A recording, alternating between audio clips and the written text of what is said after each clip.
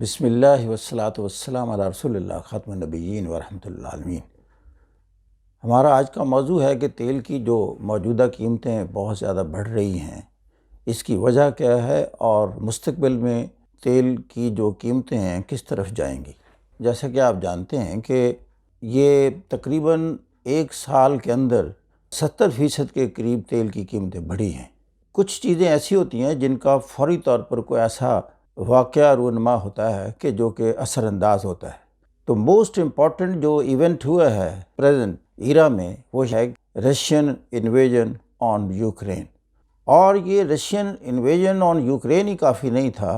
اگر امریکہ رشیا پر sanctions impose نہ کرتا، بہت ہارش سینکشنز، یہ جو تیل کی قیمتیں ہیں یہ اتنی نہ بڑھتی۔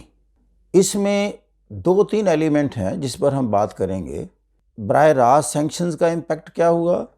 اسپیکولیٹرز اور ٹریڈرز کا کتنا رول تھا، یا مارکیٹ فورسز کا اس میں کتنا رول تھا۔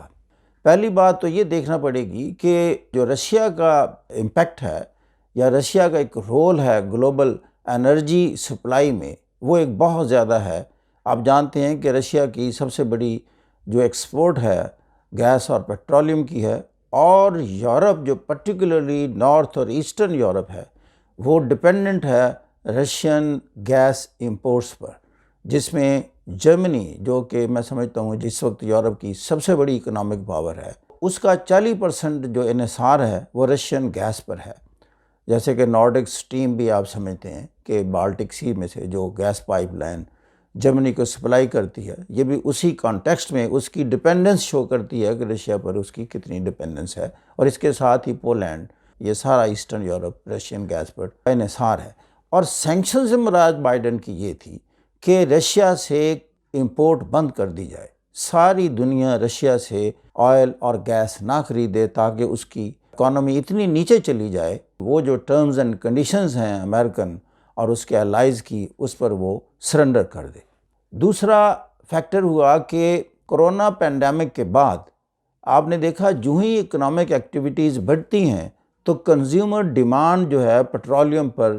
بہت زیادہ ہو جاتی ہیں، اس لیے کہ پینڈیمک کے دوران آپ نے دیکھا کہ ساری اکنامک ایکٹیویٹی اور گلوبل موومنٹس جو ہیں وہ بہت نیچے چلی گئیں، جس کا ڈائریکٹ امپیکٹ جو ہوا، جیسے آپ جانتے ہیں کہ جب ایئر کرافٹس گراؤنڈ ہو گئے اور یہ ایئر کمپنیز بہت بڑی کنزیومر تھی پیٹرولیم کی، تو ان کی ڈیمانڈ جب کم ہوئی تو سپلائی آلریڈی ٹھیک ٹھاک تھی، تو اکومولیٹڈ سٹاکس تھے آئل کے وہ بہت بڑھ گئے، اور اس کا رزلٹ کیا ہوا کہ تاریخ میں لوئسٹ لیول پر، یعنی بیڈ راک سے بھی نیچے چلی گئی، مائنس میں چلی گئی پیٹرولیم کی پرائسز، اور -$40 پر بیرل پر چلی گئی۔ اس کے بعد جو ہی یہ ری جنریشن ہوتی ہے، کرونا پینڈیمک سے باہر نکلتے ہیں، جب ڈیمانڈ بڑھی اور اتنی سپلائی موجود نہیں تھی تو ساری کی ساری سپلائی چینز متاثر ہوتی ہیں، اور آپ دیکھتے ہیں کہ ساری دنیا میں اس وقت جو ہے پرائس ہائی کی طرف ٹرینڈ ہے۔ تو جو آئل پرائسز تھیں اس کا پھر تمام کموڈیٹیز پر بھی امپیکٹ پڑا، اور ساری دنیا میں مہنگائی کا ایک طوفان ہے جو برپا ہوا، اور پاکستان بھی اس سے دوچار ہوا۔ جب سینکشنز ہوئیں اس کا امپیکٹ کیا ہوا، سینکشنز کے انداز کیا تھے جو بائیڈن کی ایڈمنسٹریشن کی سینکشن تھی رشیا کے اگینسٹ، اس میں انہوں نے کہا جو کہ وہاں انرجی جائنٹس جو کہ تمام انرجی ایگریمنٹس کو ڈیل کرتے تھے رشیا میں، جن میں شیل ہے، بی پی اور ایکسون، تو انہوں نے اپنی جو ڈیلز ہیں ان کو وائنڈ اپ کرنا شروع کر دیا۔ اس طریقے سے ایک دم ایک امپیکٹ ہوا اسپیکولیٹرز کا اور ٹریڈرز کا کہ اب دنیا میں آئل جو ہے وہ کم میسر ہوگا، لیکن یہ وقتی طور پر تھا، ایک دم تھوڑا سا جمپ کیا تیل نے، لیکن جو پرسسٹ کر گیا لیول، وہ ڈیمانڈ اینڈ سپلائی کا جو اکنامکس کا میکانزم ہے اس کی وجہ سے اس نے پرسسٹ کیا۔ اب اس کو بیلنس کرنے کے لیے یہ جو سینکشنز امپوز کیں اور جو رشیا کا رول تھا اس کو بیلنس یا نیوٹرلائز، اس کا جو نیگیٹو امپیکٹ ہونا تھا، کرنے کے لیے پھر امریکہ نے کیا کیا؟ تو امریکہ نے پہلا کام تو یہ کیا، اس نے اوپیک پلس ان کو کہا کہ آپ اپنی پیٹرولیم کی پروڈکشن میں اضافہ کریں۔ اس کا امپیکٹ اتنا اچھا نہیں ہوا کیونکہ وہ ریلکٹنٹ تھے کہ اگر ہم نے پیداوار کو بڑھا دیا اور کل مارکیٹ میں اتنی ڈیمانڈ قائم نہیں رہی تو پھر یہ جو سرپلس ہوگا اس کا نیگیٹو امپیکٹ ہوگا ان کی اکانومیز پر، اسی طریقے سے جیسے ریسنٹ پاسٹ میں انہوں نے آبزرو کیا تھا کورونا پینڈیمک کے دور میں کہ جب ڈیمانڈ کم ہو گئی اور پھر وہ انہیں سمجھ نہیں آتا تھا کہ اس آئل کو کہاں لے کے جائیں، اور اپنی جو رگز تھیں یا ڈرلنگ سیٹ اپس تھے ان کو بھی وہ کمپلیٹلی بند نہیں کر سکتے تھے، چونکہ اس میں جو انجینئرنگ کے پرنسپلز تھے اس کے مطابق اگر آپ ان رگز کو بند کر دیں تو پھر اس کے لیے بہت مشکل ہوتا ہے کہ دوبارہ ان کو ریوائیو کرنا۔ ایک تو یہ تھا کہ یہ اوپیک پلس جو تھے انہوں نے اتنا اچھا رسپانس نہیں دیا، دوسرا یہ تھا کہ ایک انہیں انحصار تھا اس بات پر کہ جو امریکہ کی اپنی کمپنیز ہیں وہ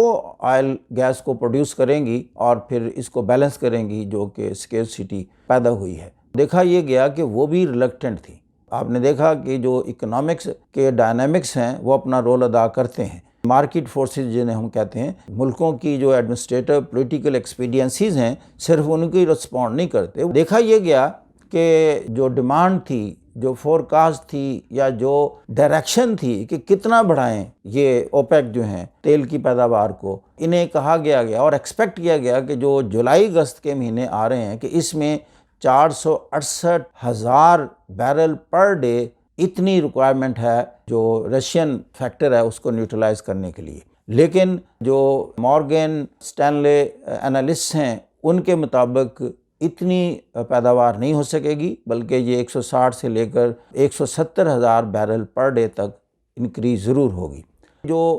روس ہے، جو پریشر ڈیولپ ہوا اس پر، اس کو وہ کیسے کاؤنٹر کرے گا؟ تو اس نے اس کا طریقہ یہ نکالا کہ جب یورپ سے ڈیمانڈ کم ہوئی، سینکشنز کا ایک پریشر پڑا، تو انہوں نے کیا کیا کہ اپنے تیل کی قیمت کم کر دی 30%۔ جب 30% کم کی تو پھر اس سے فائدہ کس نے اٹھایا؟ چائنا نے اور انڈیا نے۔ اب یہ جو چائنا اور انڈیا ہے یہ دنیا کے لارجسٹ امپورٹرز ہیں انرجی کے۔ انڈیا کی ریلائنس روس پر اتنی زیادہ نہیں ہے، وہ ایران سے بھی تیل لیتا ہے، اگرچہ ایران پر بھی سینکشنز ہیں، لیکن امریکن پولیٹیکل ایکسپیڈینسیز کا تقاضا تھا کہ وہ انڈیا کو اتنا زیادہ پریشرائز نہیں کر سکتا تھا کہ وہ روس سے تیل نہ خریدے یا ایران سے نہ خریدے۔ باقی جب ہم بات کر رہے ہیں کہ جی آئل پرائس ہائیک ہوئی، تو ایک تو یہ رشین فیکٹر تھا، دوسرا فیکٹر پولیٹیکل جو انسٹیبلٹی مڈل ایسٹ میں جاری تھی، سیرین وار تھی یا یمن کی وار تھی یا ایون جو لیبین کرائسس ہے،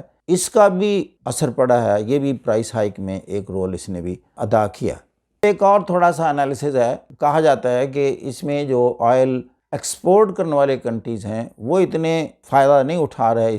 اس پرائس ہائیک سے جتنا کہ آئل امپورٹنگ کنٹریز ہیں۔ وہ اس لحاظ سے کہ جب آپ کنزیومر کو کوئی چیز فروخت کرتے ہیں تو دنیا میں جیسے کلچر ہے آج کل انڈائریکٹ ٹیکس کی بہت کلچر ہے، یہ موقع مل جاتا ہے کہ جب آپ تیل کو فروخت کر رہے ہوتے ہیں کنزیومر کو تو آپ اس میں ٹیکس امپوز کریں۔ تو ایک میں تھوڑا سا فگر بتاتا ہوں کہ یورپ میں جو پر لیٹر گیسولین دی جاتی ہے اس کی قیمت ہے تقریباً 1.5 یورو کے قریب۔ اس 1.5 یورو میں 70 سے 80 سینٹس تک وہ کنزیومر سے ٹیکس لیتے ہیں،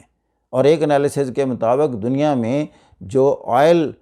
فروخت ہو رہا ہے کنزیومر کو 50 سے 60% ٹیکس کی شکل میں ان سے پیسے لیے جاتے ہیں۔ پھر آ جاتا ہے کہ اس کو فیوچر میں کیسے ہینڈل کیا جائے۔ وہ یہ ہے کہ جیسے کہ آپ نے دیکھا ہے کہ الیکٹرک وہیکلز کی طرف ہماری کوشش ہے کہ we switch over our cars to the battery operated cars, جیسے ٹیسلا ہے۔ اس میں پریشر ہے کہ ہم رینیویبل ریسورسز کی طرف جائیں، یا ہائیڈل پر جائیں، ٹائیڈل پر جائیں، سولر پر جائیں، یا ہائیڈروجن جو گیس ہے اس کو برن کرنے کے بعد ریکوزٹ انرجی حاصل کریں۔ کس حد تک یعنی نیوٹرلائز کر پائے گی یہ جو پریشر ہے آئل پر، تو اس کے بارے میں جو انالیسز ہے وہ یہ ہے کہ یہ اس حد تک نہیں فائدہ دے سکے گی یہ پالیسی۔ کیوں؟ اس کی ریزن یہ ہے کہ آئل اس وقت بھی اتنا سستا ہے کمپیریٹیولی، یہ ریسورسز جو ہیں ہائیڈروجن سے فائدہ اٹھائیں، یا آپ الیکٹرک کارز یا فوٹو وولٹائک سیل کے ذریعے سے سولر انرجی کو یوٹیلائز کریں، یا آپ ونڈ ملز بنائیں، ٹائلر انرجی کو کنورٹ کریں، تو comparatively oil is still the cheapest source. تو اس سے پھر جو آخری ایک انالیسز ہوتا ہے وہ یہ کہ ان نیئر فیوچر ہماری ڈپینڈنس تیل پر کم نہیں ہو سکے گی۔ اکارڈنگلی تیل کی جو پرائسز ہیں وہ جلدی کم نہیں ہو سکیں گی، بلکہ فورکاسٹ یہ ہو رہی ہے کہ آئندہ چند ماہ میں یہ 150 سے لے کر $200 پر بیرل تک جا سکتی ہیں۔ مزید پیشین گوئی یہ ہے، پیشین گوئی کرنا بڑا مشکل ہے، یعنی the future of oil is very erratic۔ اس کا مطلب یہ ہے کہ جو گراؤنڈ فورسز اور ریالٹیز ہیں وہی ڈٹرمن کریں گی، اور گراؤنڈ فورسز اور ریالٹیز کو بہت زیادہ فورسی کرنا مشکل ہو گیا ہے۔ جو زیادہ امکان ہے کہ یہ تیل پھر کہاں سے آئے گا یورپ کی ڈیفیشنسی میک اپ کرنے کے لیے۔ جو وینزویلا ہے وہ چونکہ اس کی اکانومی زیادہ کمزور ہے، اس کے ریسورسز کو آگمنٹ کرنے کے لیے اس کا میجر ریلائنس ہی آئل اور پیٹرولیم پر ہے، اور پھر امریکن انفلوئنس کی وجہ سے وہ یورپ میں آئل کے لیے وہ تھوڑا زیادہ پیدا کرے گا۔ اس کے ساتھ ہی ہم آپ سے اجازت چاہتے ہیں۔ Thank you very much for listening. God bless you.